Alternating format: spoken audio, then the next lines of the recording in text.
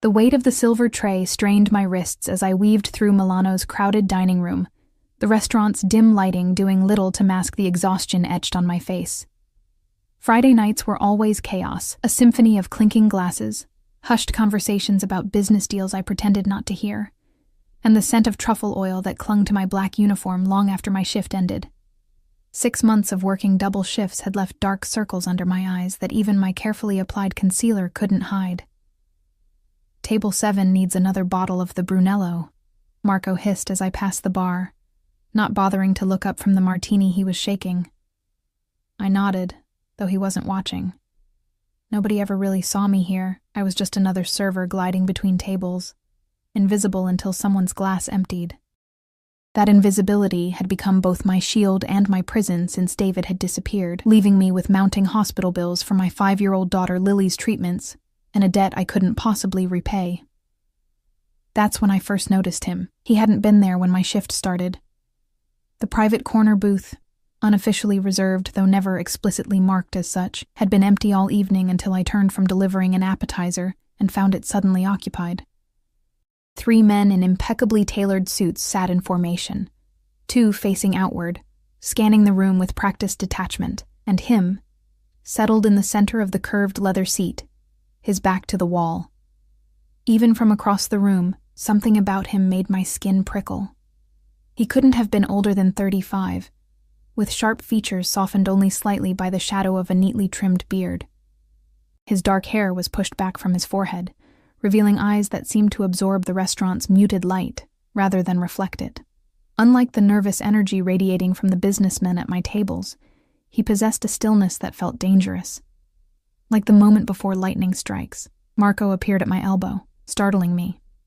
"Alessio's here," he whispered, a tremor in his voice I'd never heard before. "The owner wants you to serve his table tonight." Me? I blinked, confused. "Why not you or Gianna? The senior servers always handled the VIP tables." "Just do it, Emma." Marco's face tightened. "And for God's sake, don't mess anything up." I smoothed down my black apron, suddenly conscious of the coffee stain on my sleeve, and the way my ponytail had begun to unravel after hours on my feet.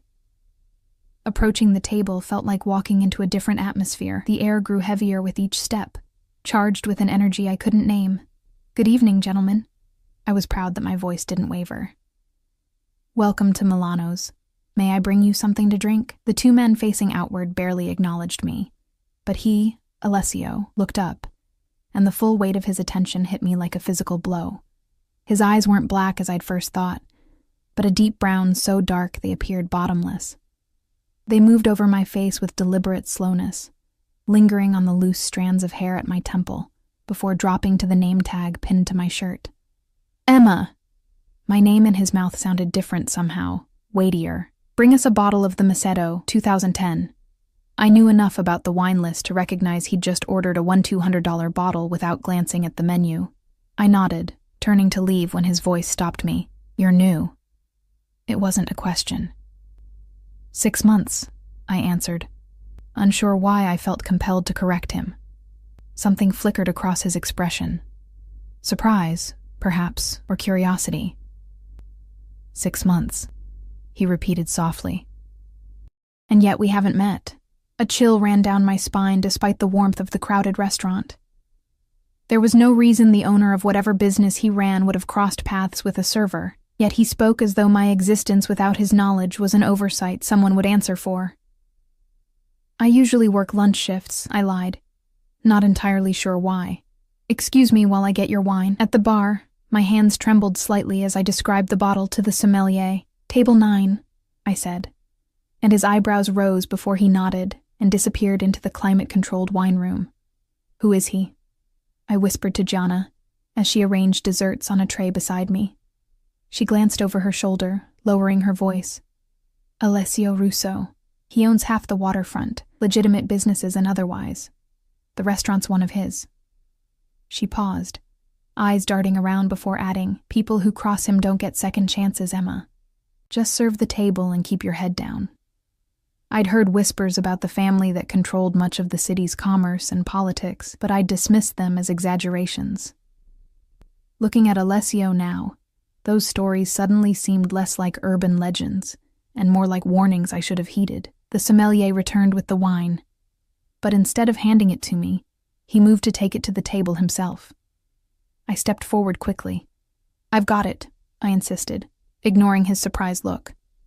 Though I couldn't explain why, I felt an irrational need to be the one to return to that table. As I approached with the burgundy bottle cradled in my hands, I noticed a man at table 4 watching Alessio intently.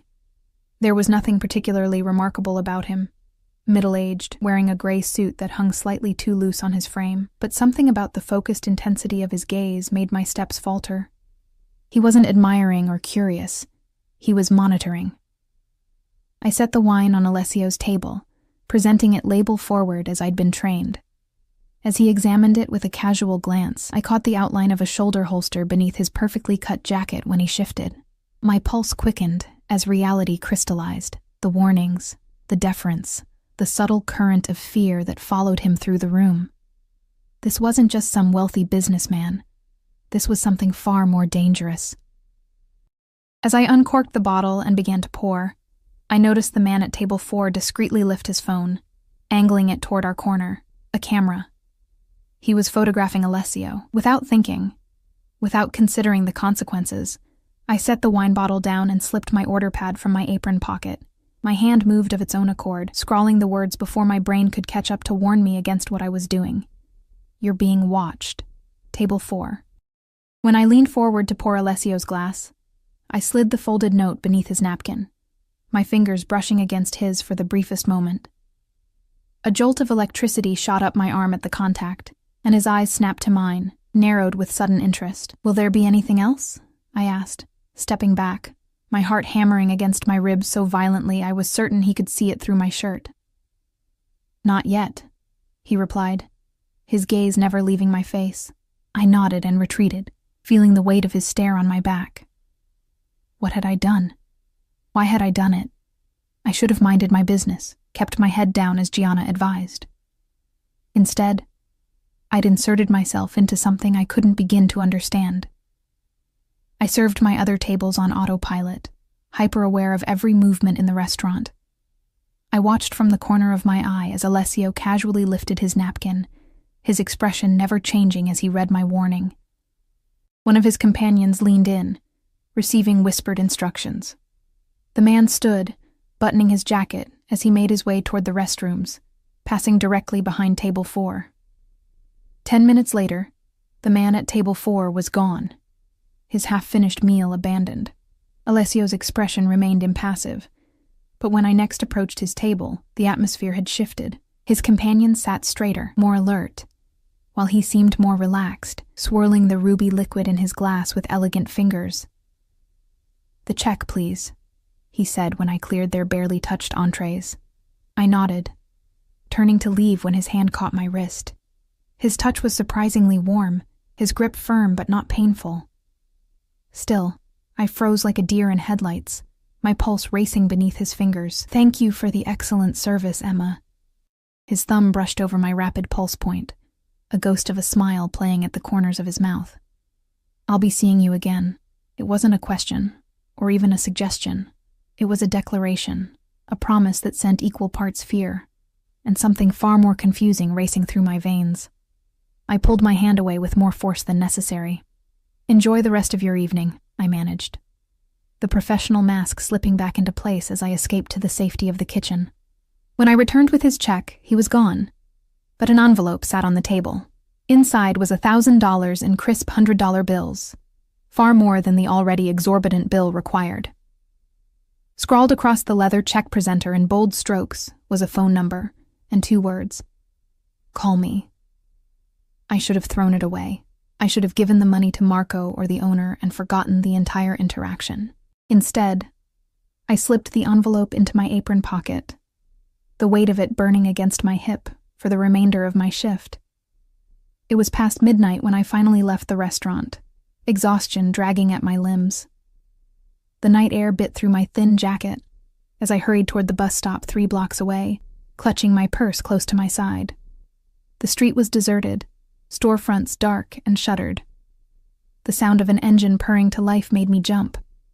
A sleek black car pulled away from the curb, rolling slowly alongside me as I walked. The passenger window slid down silently, revealing Alessio's unmistakable profile. "It's late," he said simply. "Get in." Fear and common sense screamed at me to run, but exhaustion and the memory of Lily's small body in the hospital bed anchored me to the spot. "I'm fine. Thank you," I replied, continuing to walk. The car kept pace. "That wasn't a request, Emma." I stopped, turning to face him fully. "I don't know you. You knew me well enough to warn me tonight." His eyes gleamed in the darkness of the car's interior. "Why did you do that?"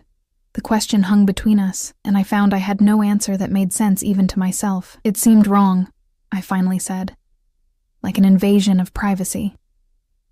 A smile curved his lips, transforming his severe features into something almost boyishly charming. The effect was disconcerting. "Privacy," he repeated, as though the concept amused him. "Get in the car, Emma. It's not safe for you to be alone. Because of you?" The question slipped out before I could stop it.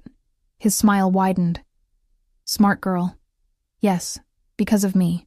Or rather, because of what you did for me. Actions have consequences. I prefer to ensure those consequences don't find you."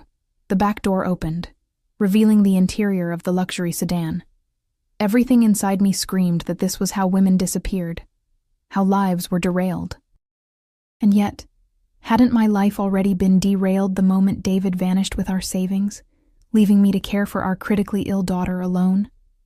"I have a child," I blurted out, as though this fact might deter him, might make him realize I wasn't worth the trouble.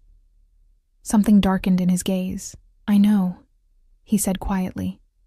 "Lily, 5 years old, acute lymphoblastic leukemia, currently in remission after her 3rd round of treatment at St. Vincent's Hospital."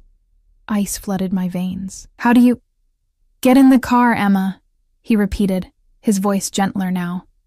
"Please." I found myself moving forward on numb legs, sliding into the leather interior that smelled of expensive cologne and something metallic that I refused to identify. As the door closed behind me with a soft thud, I realized I had just crossed a threshold from which there might be no return. "Take us to Ms. Richards's apartment," Alessio instructed the driver, who nodded without speaking. "How do you know where I live?" I whispered, pressing myself against the door, maintaining as much distance between us as the back seat allowed. He turned those fathomless eyes on me, studying me as one might examine a puzzle with missing pieces. "I make it my business to know everything about the people who interest me," he said simply. "And you, Emma Richards, have become very interesting indeed." The car moved silently through the empty streets, its tinted windows separating us from the outside world. I kept my eyes fixed on the passing streetlights, trying to calm my racing heart as questions tumbled through my mind. How did he know about Lily? What did he want from me? And why couldn't I bring myself to be properly terrified of the man beside me? "Your daughter's medical bills are paid through the next 6 months, Alessio said suddenly, his deep voice breaking the silence. "The hospital will not be contacting you about collections anymore." My head snapped toward him. "What are you talking about?" "I took care of it this evening." He spoke casually, as though he'd merely picked up a coffee for me rather than settled tens of thousands of dollars in debt. "Consider it a thank you for your discretion tonight." "I can't accept that," I said automatically, though the relief threatening to overwhelm me suggested otherwise. "I don't need charity." Something that might have been amusement flickered across his face. "It's not charity, Emma. It's an exchange of favors. You did something for me, and I did something for you." He tilted his head slightly. "Do you know who that man was? The one watching me?" I shook my head. "Federal agent. They've been trying to build a case against my family for years." His tone was conversational, as though discussing the weather rather than federal investigations. "They're particularly interested in my movements right now. Had you not warned me, I might have discussed certain sensitive matters at that table." The casual way he admitted to being under federal investigation should have sent me scrambling for the door handle. Instead, I found myself asking, "Why are you telling me this?" "Because I want you to understand the value of what you did." His eyes held mine, and because I believe in transparency with those I choose to trust. "You don't even know me," I whispered. "I know enough." He shifted slightly, his shoulder now closer to mine. "I know you're drowning in medical debt because your ex-husband, David Keller, emptied your joint accounts and disappeared with his secretary to Cancun 6 months ago. I know you work double shifts at my restaurant and then pick up night shifts at the pharmacy on weekends. I know you sleep about 4 hours a night, and you've lost 8 pounds in the last month because you give Lily your portions when food runs low." Each word landed like a physical blow. The extent of his knowledge about my life was terrifying, not just because of the invasion of privacy, but because everything he said was true. "What do you want from me?" My voice trembled despite my efforts to sound strong. He studied me for a long moment before answering. "Initially, nothing." You caught my attention with that note, an unexpected act from an unexpected source. His lips curved into a slight smile. "Now that I've met you properly, I find I want to know more." The car slowed to a stop outside my apartment building, a crumbling brick structure with security bars on the first-floor windows and a front door that never fully closed. Shame burned through me as I imagined how it must look through his eyes. "I should go," I said, reaching for the door handle. His hand covered mine, stopping me. "Emma." Just my name, but it sounded like both a question and a command. I turned back to him, suddenly aware of how close we were in the confines of the back seat, how his cologne, something woodsy and expensive, filled my senses. "I'll have a car pick you up tomorrow after your shift," he said. It wasn't a request. "For what purpose?" I managed to ask. "Dinner." His thumb traced a small circle on the back of my hand, sending an involuntary shiver up my arm.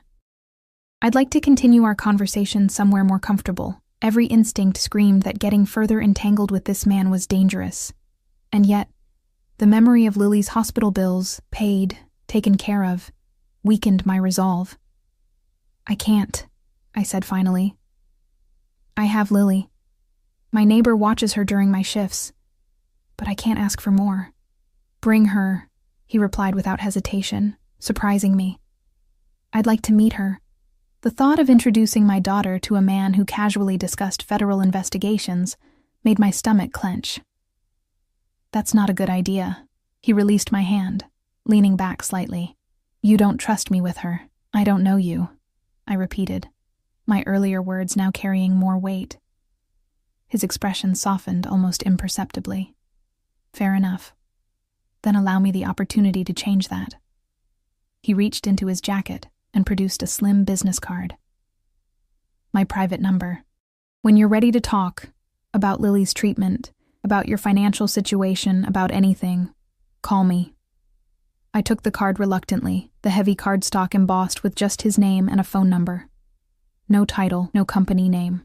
"Good night, Emma." He reached past me to open my door, his arm brushing against mine. "Sleep well knowing your daughter's medical care is secure, at least for now." I slipped out of the car, my legs unsteady beneath me. Before I could thank him, or perhaps come to my senses and return his money, the door closed and the car pulled smoothly away from the curb, leaving me alone with his business card clutched in my trembling hand. Mrs. Patel was dozing on my couch when I entered the apartment, the television casting flickering blue light across her weathered face. She started awake at the sound of the door. "You're late," she observed, gathering her cardigan around her shoulders. "I'm sorry," I whispered, hanging up my coat. "How was Lily?" "Sleeping like an angel." Mrs. Patel's sharp eyes took in my appearance. "You look like you've seen a ghost, Beta. Everything okay at work?" I forced a smile. "Just tired. Thank you for staying late." After she left, I checked on Lily. Her small body curled around the stuffed elephant she'd had since infancy. Her breathing was steady, her cheeks flushed with healthy color rather than fever. Remission.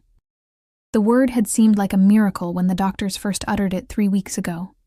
I brushed a strand of blonde hair from her forehead, wondering what price I had unknowingly agreed to pay by accepting Alessio's favor. That night, I dreamed of dark eyes watching me from shadows and woke drenched in sweat, the business card still clutched in my hand. The next morning brought a courier to my door with a package containing a brand new phone, sleek, expensive, and programmed with a single contact. Alessio. A note accompanied it. "For your safety. Keep it with you." I should have been outraged at the presumption.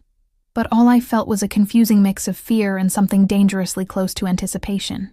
3 days passed in a strange limbo. I worked my shifts at Milano's, constantly aware of the private corner booth that remained conspicuously empty. The owner treated me with a new deference that made my coworkers curious and slightly resentful. The phone remained silent in my pocket, a constant reminder of the man who had inserted himself into my life with such casual authority. On the 4th day, I received a call from St. Vincent's Hospital. Expecting bad news about Lily's bills despite Alessio's assurance, I answered with trepidation. "Ms. Richards?" The voice was professional, pleasant. "This is Dr. Levine's office. I'm calling to confirm Lily's appointment with the specialist tomorrow." I frowned. "What specialist? We don't have an appointment scheduled." "Dr. Nakamura from Boston Children's Hospital." The receptionist clarified. "He's only in town for 2 days." It was arranged last week, a consultation regarding Lily's long-term treatment plan.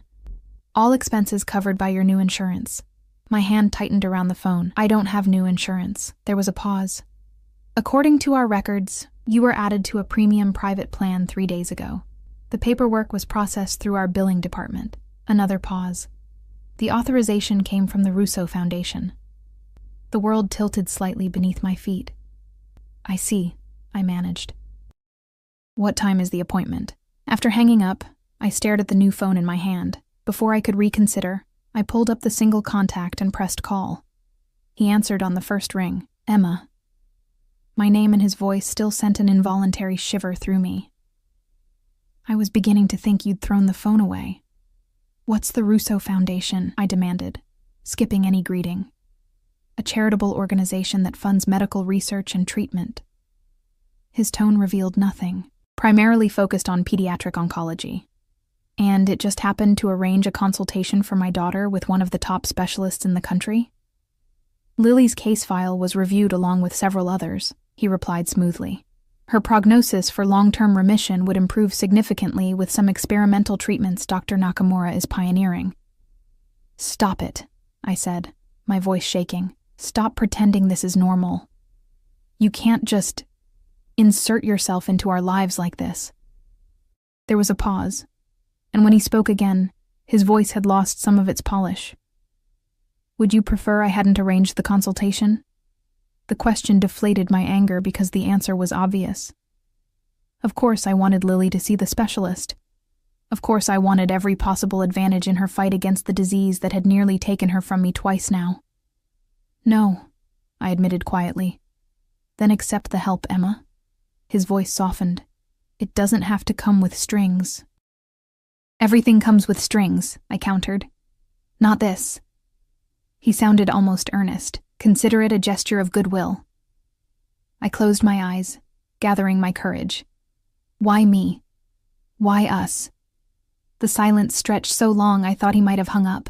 Finally, he sighed, a surprisingly human sound from a man who seemed anything but. "Have dinner with me tomorrow night, after Lily's appointment," he said instead of answering. "I promise to explain everything then." Something told me this was as close to transparency as he was willing to offer over the phone. "All right," I agreed reluctantly, "but I need to be home by 9 for Lily." "I'll send a car at 7. He paused. "And Emma? Wear the dress that will be delivered this afternoon, for safety reasons." The line went dead before I could object, leaving me staring at the phone in confusion and growing apprehension. What kind of dinner required a specific dress for safety reasons? The package arrived at 4, a black garment bag delivered by the same silent courier. Inside was a burgundy cocktail dress with a modest neckline but an open back, along with shoes and a clutch that probably cost more than my monthly rent. Tucked into the pocket of the clutch was a handwritten note. "The restaurant we're going to has certain expectations. This will help you blend in. A." Lily's appointment the next day was both enlightening and terrifying. Dr. Nakamura was brilliant and kind, explaining treatment options I hadn't known existed. But with each nod, each note he made in Lily's file, I felt myself sinking deeper into Alessio's world, accepting his help, becoming indebted in ways I couldn't yet comprehend. "You're very lucky," Dr. Nakamura said as the appointment concluded.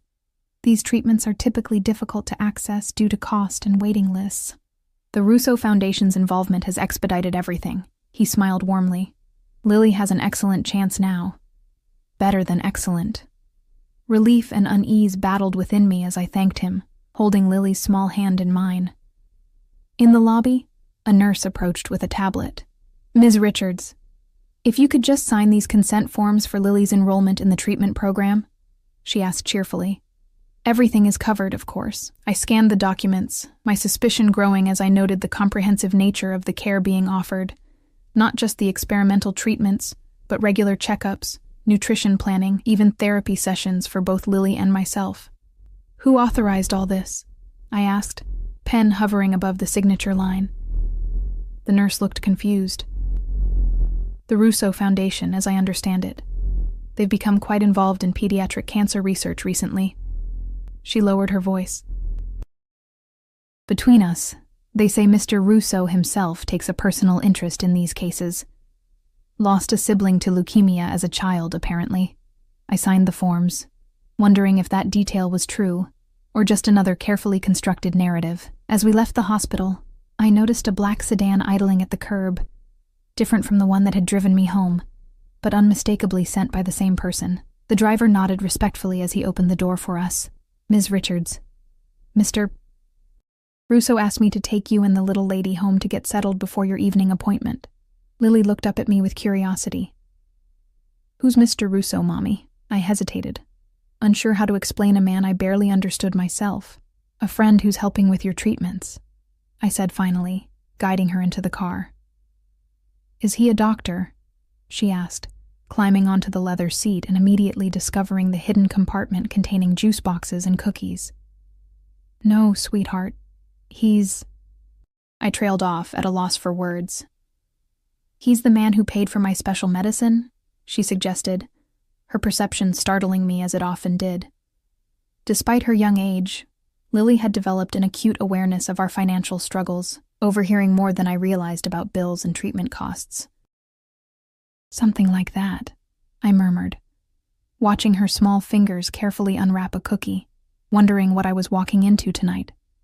And more importantly, whether I would be able to walk away afterward. The day passed in a blur of nervous energy as I prepared for the evening. I curled my hair, applied makeup more carefully than I had in years, and slipped into the burgundy dress that fit as though it had been made for me. A thought that was both flattering and unsettling. How had he known my exact size? Mrs. Patel raised her eyebrows when she arrived to watch Lily, but asked no questions. My daughter, however, was less restrained. "You look like a princess, Mommy," she whispered, her eyes wide. "Are you going on a date?" "Just dinner with a friend," I replied, kissing her forehead. "Be good for Mrs. Patel. I'll be home before you go to sleep." At precisely 7, the doorbell rang. I expected the driver, but when I opened the door, Alessio himself stood in the hallway. The shabby surroundings only emphasizing his otherworldly elegance in a perfectly tailored black suit. He looked different somehow, perhaps because this was the first time I'd seen him in full light, or perhaps because something in his expression changed when his eyes moved over me in the dress he'd selected. "Emma," he said softly, the single word carrying a weight I couldn't decipher. "You look beautiful." Before I could respond, a small figure darted past me. Lily, curious about our visitor, positioned herself half behind me, peering up at Alessio with undisguised interest. "Are you Mr. Russo?" she asked boldly. "The one who paid for my special medicine?" I tensed, but Alessio's reaction surprised me. He crouched down to her eye level, his movements careful, as though approaching a wild creature he didn't want to startle. "I am," he confirmed, his voice gentler than I'd heard before. "And you must be Lily. Your mom has told me about you." She studied him with the solemn intensity only children can manage. "Thank you for helping me not be sick anymore." Something flickered across his face, a shadow of emotion so raw it took me aback. "You're very welcome," he replied, his voice slightly rougher. He reached into his jacket and produced a small box wrapped in silver paper. "I brought you something." And I opened my mouth to object, but Lily was already accepting the gift, her small fingers carefully unwrapping the paper to reveal a delicate silver bracelet with a single charm, a tiny lily flower. "It's pretty," she breathed, holding it up to the light. "It's also special," Alessio told her seriously. "If you press the flower, it sends a signal to me. If you're ever scared or need help when your mom isn't around, you can press it. And I'll know." My blood ran cold at the implications, both the tracking technology and the suggestion that Lily might need such protection. Before I could object, he looked up at me, his eyes conveying a message I couldn't quite decode. "We should go," he said, straightening. "Our reservation is at 7:30. I nodded stiffly, turning to kiss Lily goodnight and whisper reassurances to Mrs. Patel. As the door closed behind us, I found my voice. "That bracelet is a precaution," he finished for me, guiding me toward the elevator with a light touch at the small of my back. "One I hope she never needs to use." "Why would she need it at all?" I demanded, stopping in the hallway. His eyes met mine, all traces of the gentle man who had spoken to my daughter gone, replaced by the dangerous stillness I'd first sensed at the restaurant.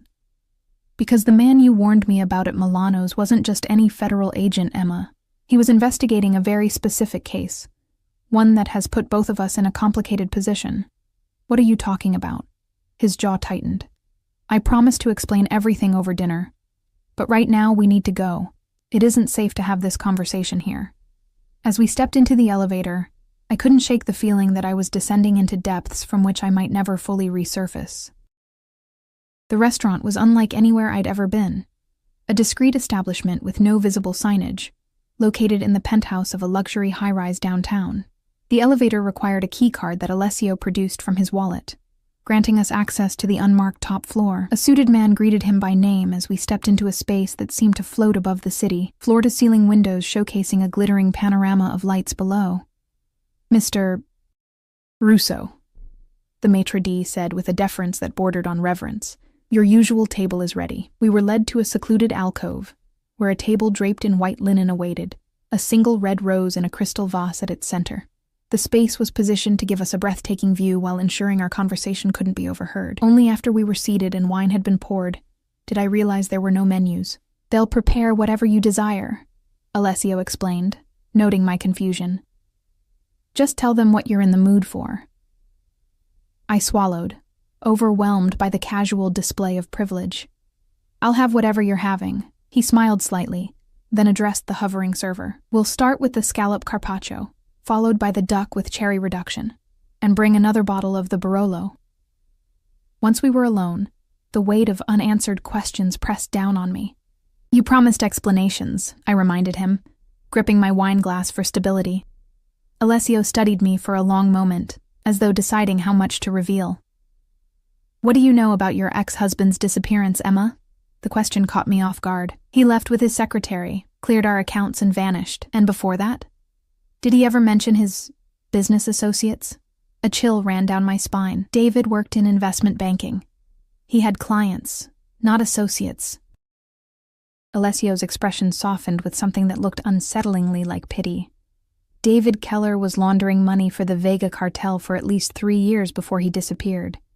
He was very good at it, until he wasn't." The room seemed to tilt slightly. "That's not possible," I whispered, though even as I said it, fragments of memory surfaced. Unexplained late-night phone calls, weekends away for client meetings, cash I wasn't supposed to ask about. "The man at table 4 was Agent Robert Mercer," Alessio continued. "He's been tracking the Vega operation for years, and he believes, incorrectly, that I've taken over David's position in their organization." "Why would he think that?" I asked, struggling to process this reframing of my past.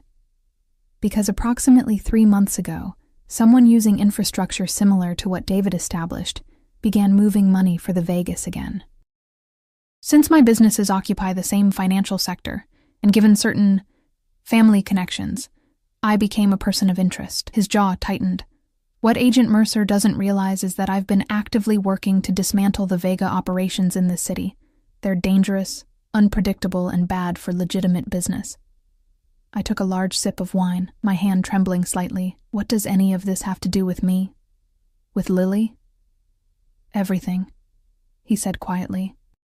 "The last transaction David processed before disappearing was for $20 million. That money vanished along with him. His eyes held mine steadily. The Vegas believed someone helped him take it. The only person close enough to have been involved was you. The breath left my body in a rush. That's insane. I knew nothing about any of this. I believe you, he said, reaching across the table to take my hand, but they don't. They've been watching you, waiting to see if you make contact with David or access the missing funds. Horror washed over me as the implications became clear. Lily has been under my protection since I discovered their interest in you 3 weeks ago, he assured me, his grip on my hand tightening. That's why I arranged for you to serve my table at Milano's. I needed to meet you, to assess whether you were involved. A faint smile touched his lips. I didn't expect you to warn me about a federal agent. The first course arrived, exquisite scallops arranged like flower petals, but I couldn't imagine eating now. If what you're saying is true, we should go to the police. And tell them what? That your ex-husband, who has disappeared without a trace, was laundering money for a cartel that would happily kill you both for even speaking their name. He shook his head. The feds already suspect you're involved, Emma. Walking into a police station would only accelerate their timeline for bringing charges. This can't be happening, I whispered, pulling my hand away to press it against my forehead. I understand this is overwhelming, Alessio said, his voice gentling. But there's more you need to know. The Vegas aren't just watching you. They've placed someone close to you. My thoughts immediately went to Mrs. Patel, who had moved into the building shortly after David left. Who? Dr. Collins at St. Vincent's. He's been reporting on Lily's condition and your movements. I felt physically ill. Lily's primary oncologist, the man I had trusted with my daughter's life, was working for the people who wanted to hurt us? Why are you helping us? I asked, the question that had lingered since he'd first approached me. What do you get out of this? Alessio's expression changed, something fierce flickering behind his eyes. The Vegas killed my sister when I was 12. Crossfire in a territory dispute. His voice remained controlled, but I could hear the banked rage beneath it. I've spent 20 years building the resources and connections to ensure they can never threaten another family. Your situation presented an opportunity to accelerate my timeline. We're bait, I realized, stomach sinking. No, he corrected sharply. You're under my protection, which means you're untouchable in this city. The Vegas know that now. What they don't know is that I've been using their interest in you to track their operations. Every person they've assigned to watch you has led me back to another piece of their network, including Dr. Collins, I said, the betrayal still stinging, who has been feeding them misinformation about Lily's treatment schedule for weeks, at my instruction. His lips curved in a cold smile.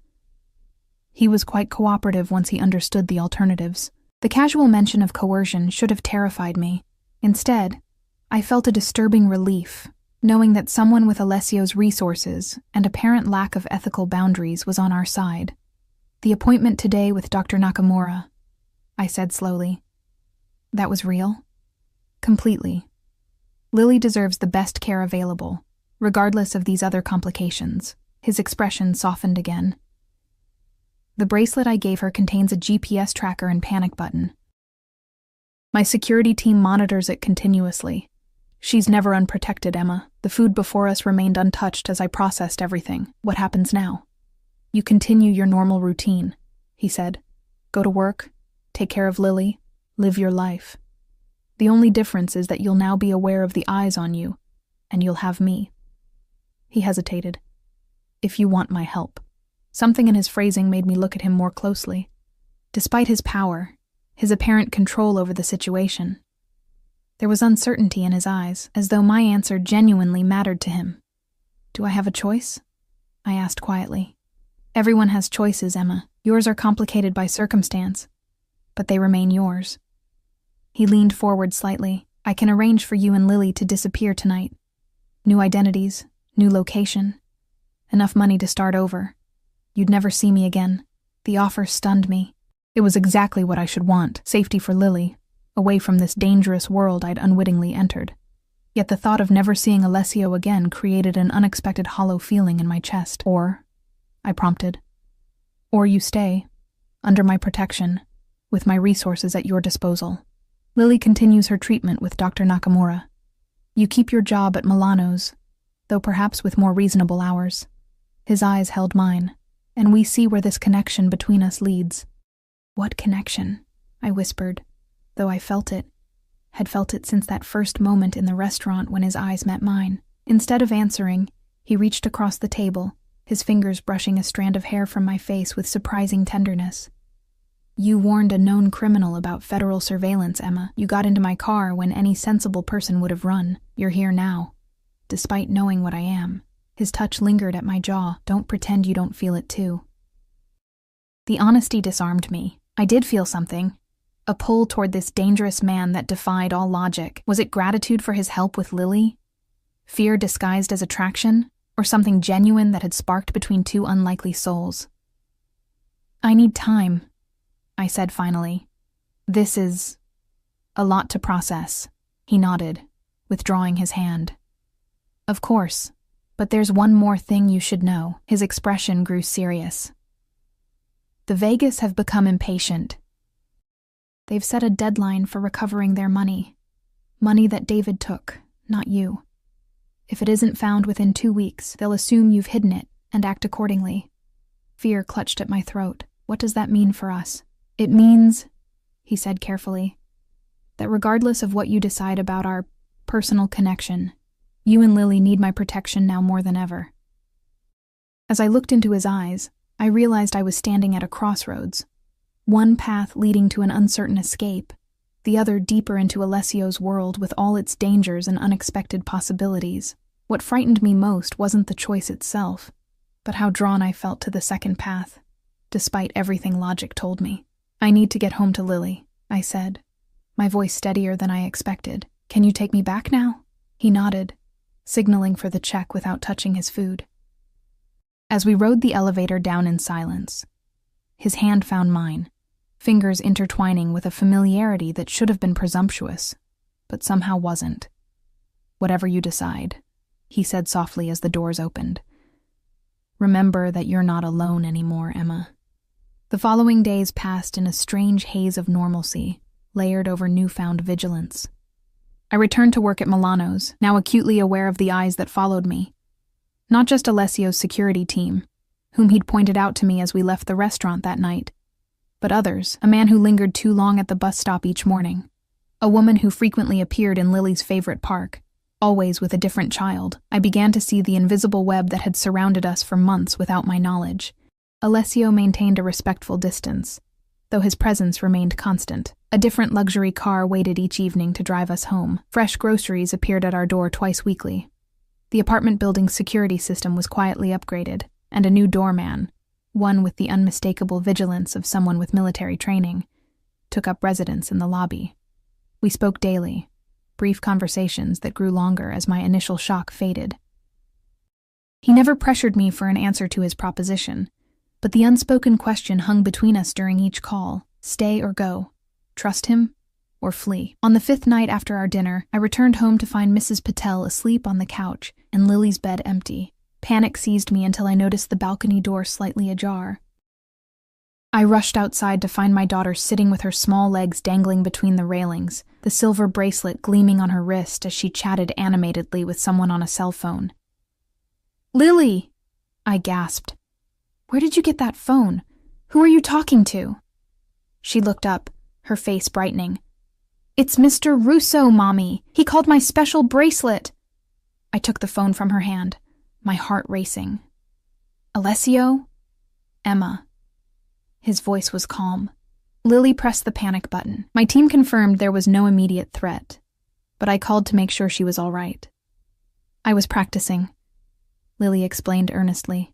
"In case of emergencies." I carried her inside, settling her back in bed before returning to the balcony to continue the conversation in private. "I'm sorry she bothered you." "She never bothers me," he replied, surprising me with the warmth in his tone.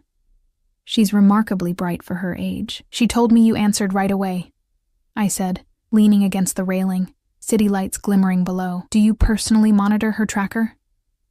There was a pause. "I receive alerts directly, yes." The admission touched me more deeply than the expensive gifts or paid medical bills. This powerful, dangerous man had arranged his life to be personally available if my daughter needed help. "Thank you," I said softly, "for everything you're doing for us, Emma." My name in his voice still sent that same shiver down my spine. Have you made a decision? The question I'd been avoiding. I'm still thinking. Time is running short, he reminded me gently. The Vegas deadline is 9 days away. I closed my eyes, the weight of the choice pressing down on me. I know. I need to be sure I'm making the right decision for Lily. And for yourself, he added. Lily comes first, I said automatically. Of course. But your happiness matters too. There was a rustling sound, as though he was moving. I have to go. There's a situation that requires my attention. We'll talk tomorrow. After he hung up, I remained on the balcony, gazing at the city sprawled before me. Somewhere out there, people were searching for money I didn't have, plotting against a daughter who had already fought harder for her life than anyone should have to. And somewhere else, a man I barely knew but increasingly trusted was working to keep us safe. The next morning, I woke to pounding on my apartment door. When I opened it, Agent Mercer, the man from Table 4, stood in the hallway, flanked by 2 other agents. Emma Richards? He asked, though his expression made it clear he knew exactly who I was. We'd like to ask you some questions about your connection to Alessio Russo. My heart stuttered in my chest. I work at his restaurant, I said cautiously. I don't really know him. Mercer's smile didn't reach his eyes. The 3-hour dinner at Vincenzo's last week suggests otherwise. He held up a manila folder, as does the car service, the paid medical bills, and the regular phone calls. I felt the blood drain from my face. I need to call someone to watch my daughter before I go anywhere. Your daughter can stay with Mrs. Patel, he said, nodding toward my elderly neighbor's door. This won't take long. Just a friendly conversation at our field office. There was nothing friendly about the steel in his voice, or the way the other agents positioned themselves to block any potential escape route. I knew calling Alessio would only confirm their suspicions, yet my fingers itched for the phone he'd given me. Let me get my purse, I said, fighting to keep my voice steady. As I stepped back into the apartment, I pressed Lily's bracelet twice in quick succession. The signal Alessio had taught her for serious emergencies. I could only hope he would understand. The federal building downtown was imposing, all glass and steel with security checkpoints that made me increasingly nervous.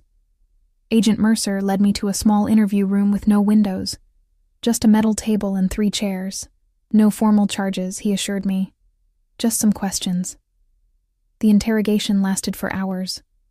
They knew about David's connections to the Vega cartel, about the missing money, about every detail of my financial struggles after he left. They showed me surveillance photos of Alessio entering my building, of us leaving the restaurant together, of the cars that picked me up after work. We know Russo has taken over your husband's operation, Mercer insisted, and we believe you're helping him, perhaps under duress. This is your chance to cooperate, Ms. Richards. We can protect you and your daughter.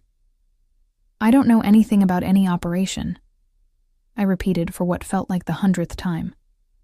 David left me with nothing, Mr. Russo has been kind enough to help with my daughter's medical bills, that's all. Kind. Mercer repeated skeptically. Alessio Russo doesn't do kindness without expectation, Ms. Richards. Whatever he's told you, whatever he's promised, you need to understand who you're dealing with. His family has been linked to organized crime for generations. Are you charging me with something? I asked finally, exhaustion settling into my bones. Mercer sighed, closing his folder. Not today. But we'll be watching, Ms. Richards. When you decide you're ready to tell the truth about Russo's operation, call me. He slid a business card across the table. For your daughter's sake, I hope it's soon. It was nearly dark when I emerged from the federal building, disoriented and frightened. I had no phone, no money for a cab, and no idea if Lily was safe. As I stood on the steps, weighing my options, a familiar black car pulled to the curb. The back door opened, and relief flooded through me at the sight of Alessio. Get in, he said quietly. Quickly. I practically fell into the seat beside him, the door closing behind me as the car pulled smoothly away from the curb. Lily is safe at my home with my sister-in-law, Sophia, he assured me, taking my hand. His thumb traced circles on my palm, a gesture that had become familiar and comforting. Mrs. Patel called the emergency number I gave her when the agents took you. They know everything, I whispered. About us, about David, about the money. Not everything, he corrected.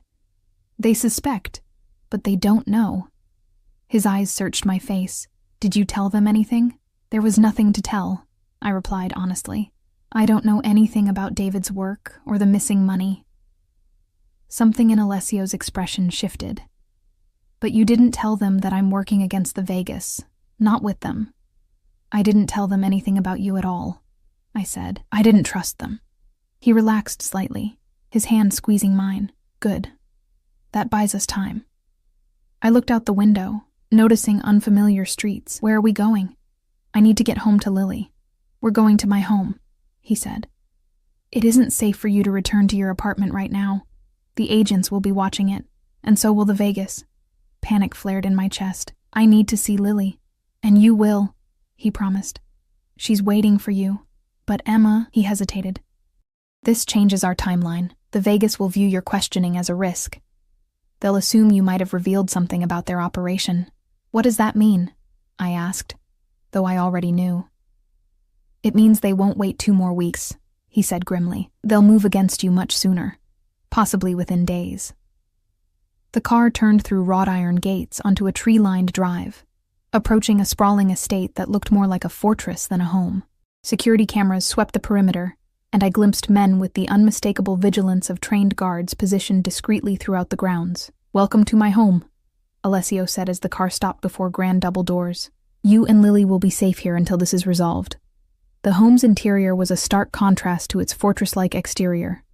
Warm woods, plush furniture, artwork that transformed hallways into galleries. Alessio led me through the main floor to a sunlit room where Lily sat at a table with a dark-haired woman, both bent over a board game.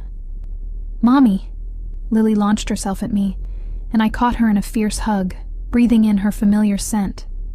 Sophia's teaching me chess, and I got to swim in the indoor pool, and there's a whole room just for movies. I looked over her head at the woman, Sophia, who smiled warmly. She's been an absolute delight, she assured me. Alessio, why don't you show Emma to her room so she can freshen up before dinner? We'll finish our game.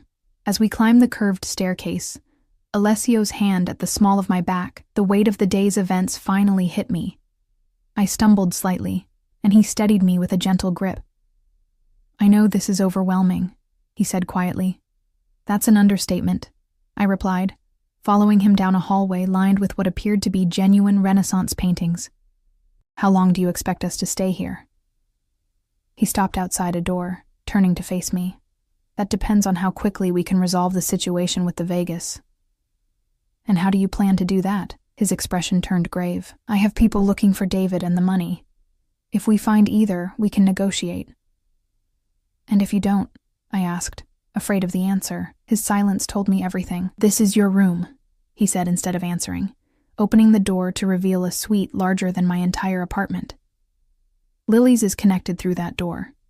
Everything you need should be here. But if not, just ask. I stepped into the room, overwhelmed by its elegance and the surreal turn my life had taken. Alessio, I said, turning back to him, what happens now?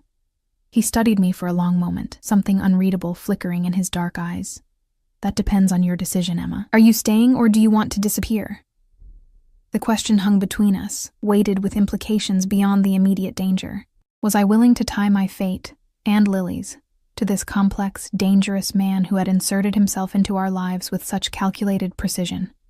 Or should I take his offer to vanish, to start fresh somewhere far away, standing in this fortress of a home, with Lily happily playing chess downstairs, protected and cared for in ways I could never manage alone? I realized my decision had already been made. Perhaps it had been made the moment I slipped that note beneath his napkin at Milano's. We'll stay, I said quietly. For now. Relief flashed across his face before his composed mask returned. Good. Get some rest. We'll talk more at dinner. He turned to leave, then paused. Emma, thank you for trusting me. As he closed the door behind him, I wondered if I was making the biggest mistake of my life, or finally finding a path to safety for Lily and myself. Only time would tell. Block 5. 3 days passed in the gilded safety of Alessio's estate. Lily thrived in the environment, exploring the grounds with boundless energy, her health visibly improving under the combination of Dr. Nakamura's treatments and regular meals prepared by Alessio's private chef. I watched her transformation with a mixture of gratitude and unease, knowing this borrowed paradise couldn't last forever. Alessio maintained a respectful distance, joining us for meals, but otherwise occupied with what he cryptically referred to as arrangements. Sophia became a constant companion, her warm presence easing the strangeness of our situation.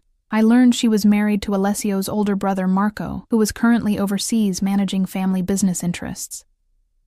"He's always been the protector," Sophia confided one afternoon as we watched Lily playing in the garden below Alessio's study window. "Even as a child after Ariana died." "His sister," I said, recalling our conversation at Vincenzo's. She nodded. "It broke something in him, not in a way most people would notice. Alessio has always been controlled, precise. But those who know him saw the change. He built his entire empire on the foundation of that loss. He told me he's working against the Vega cartel because of what happened to her." Sophia's eyes softened. "That's part of it. But bringing down the Vegas is just one piece of a larger mission.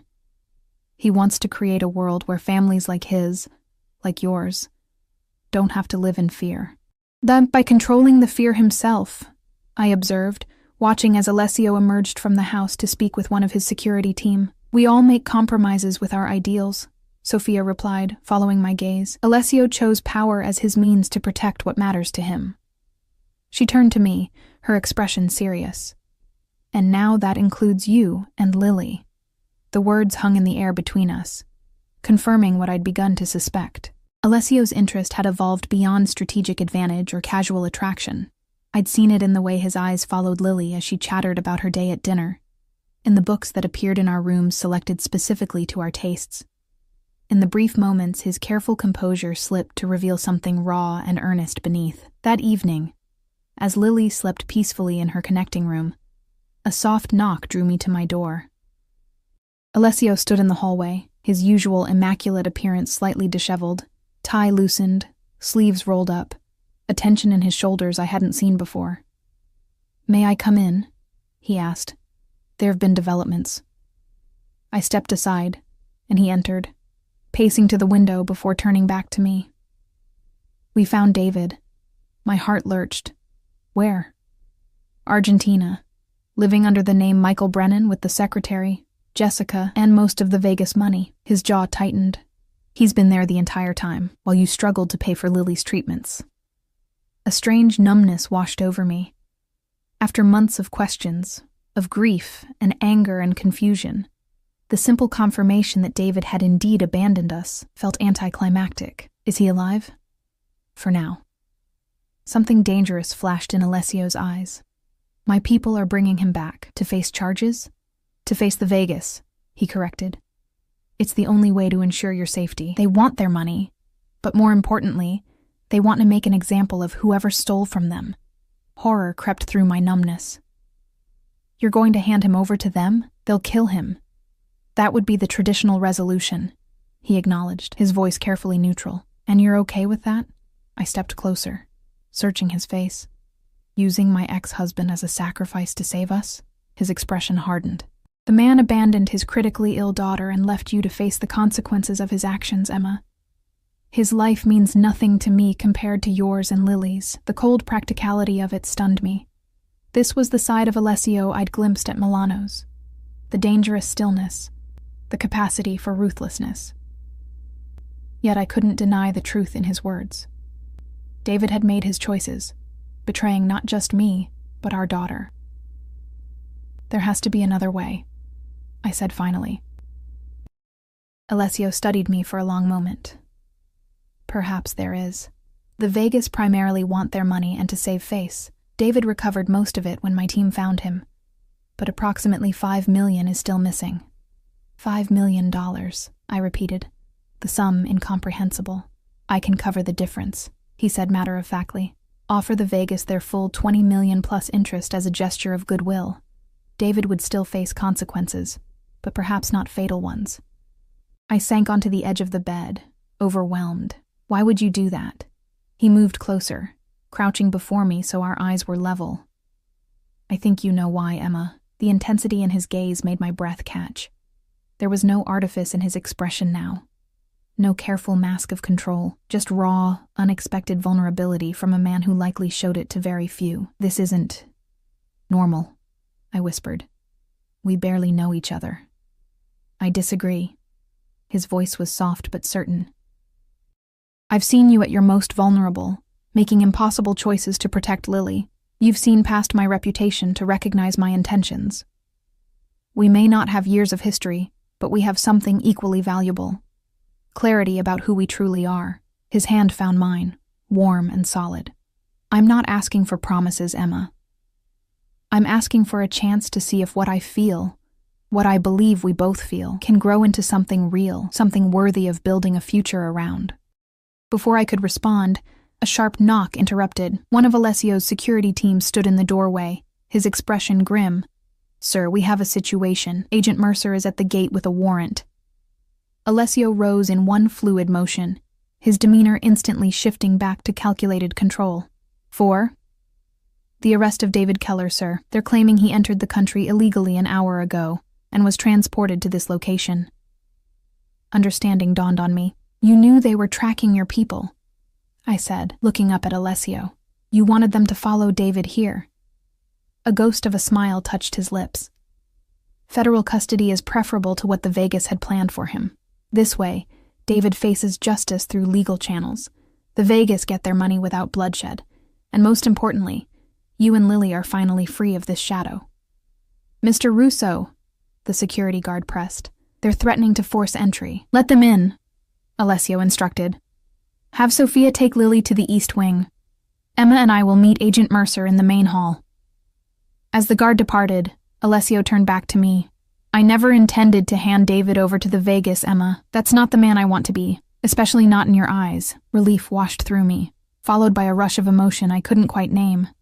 Without thinking, I reached up and pulled him down to me, our lips meeting in a kiss that started gentle but quickly deepened with months of tension and unacknowledged attraction. His hands framed my face with surprising tenderness, and for a moment, the world beyond this room ceased to exist.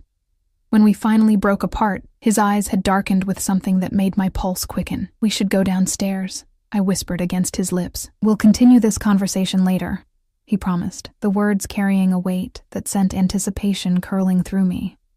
Downstairs, Agent Mercer waited in the grand foyer with 4 other agents. His eyebrows rose slightly at the sight of us descending the stairs together, Alessio's hand at the small of my back. Mr. Russo, he acknowledged coldly before turning to me. Ms. Richards, I see you've made your choice. Where's David? I asked, ignoring his implication. Being processed as we speak, we intercepted him at the airport after receiving an anonymous tip about his arrival. Mercer's gaze shifted to Alessio. Very convenient timing. Alessio merely shrugged. I'm as surprised as you are, Agent Mercer. Though I'm glad to hear Ms. Richards' ex-husband has been located. Perhaps now she and her daughter can have some closure. And the $20 million that disappeared with him? Recovered by the Argentinian authorities, I believe. Alessio replied smoothly, though I understand there may be a shortfall. Perhaps in his statement Mr. Keller will reveal where the rest is hidden. Mercer's eyes narrowed. We still have questions about your involvement, Russo. My involvement was limited to providing security for Ms. Richards and her daughter after learning they were under threat from the Vega cartel due to her ex-husband's activities. Alessio's tone was measured, reasonable. I believe you'll find all evidence points to David Keller acting alone in his dealings with the Vegas.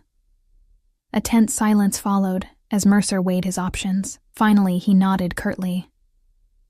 We'll need formal statements from both of you tomorrow. In the meantime, Ms. Richards, you and your daughter are free to go. They'll be staying here until we're certain the threat from the Vegas has been neutralized, Alessio countered. I'm sure you understand my concern for their safety, Agent. After Mercer and his team departed, the massive front doors closing behind them, Alessio turned to me with a hint of his earlier vulnerability returning. Are you all right? I think so, I said, surprised to find it was true. What happens now? David will face federal charges for money laundering and tax evasion. My legal team will ensure your name is completely cleared. His hand found mine. As for the Vegas, I've already arranged the transfer of funds to settle David's debt. With the federal investigation now public, they'll be eager to close this chapter quietly. And us? I asked softly. What happens with us now? He lifted my hand to his lips, pressing a kiss to my palm that sent warmth spiraling through me. That's entirely up to you, Emma. As I said, I'm not asking for promises, just possibilities. 6 months later, those possibilities had crystallized into a new reality I could never have imagined on that fateful night at Milano's. Lily and I had moved into a sun-filled apartment in Alessio's building downtown, close enough for convenient visits but maintaining our independence while our relationship developed. Her health continued to improve under Dr. Nakamura's care, the treatments proving more effective than anyone had dared hope. David had accepted a plea deal, his testimony helping dismantle significant portions of the Vega cartel's operation in exchange for a reduced sentence. He would serve 15 years, long enough for Lily to grow up without his destructive influence, but with the possibility of someday making her own decisions about a relationship with her father. As for Alessio and me, we were building something neither of us had expected to find. Behind the dangerous facade he presented to the world, I discovered a man of surprising gentleness and unwavering loyalty. He was teaching me to trust again, showing Lily what it meant to have someone who would never disappear when things became difficult. There were complications, of course. Dating a man with Alessio's reputation and responsibilities brought its own challenges. But each time I watched him patiently teaching Lily chess in the garden, or felt his arms wrap around me in the quiet moments before dawn, I knew I had made the right choice that night. "Any regrets?" he asked one evening, as we stood on our balcony overlooking the city where our unlikely story had begun. I turned in his embrace, studying the face that had become so dear to me. "About slipping that note under your drink?" "Never." His smile, the real one, not the calculated charm he showed the world, lit his eyes as he pulled me closer. "Neither do I, Emma. Neither do I." In the apartment behind us, Lily slept peacefully, her silver bracelet still on her wrist, though she hadn't needed to use its emergency function since that first night. The world outside still held dangers, and Alessio's path would never be entirely free of shadows. But we had found safety in the most unexpected place, with each other, and created a family stronger than the circumstances that had brought us together. As his lips found mine beneath the stars, I realized some warnings lead not to danger, but to salvation. And sometimes, the most dangerous choice can become the only one worth making.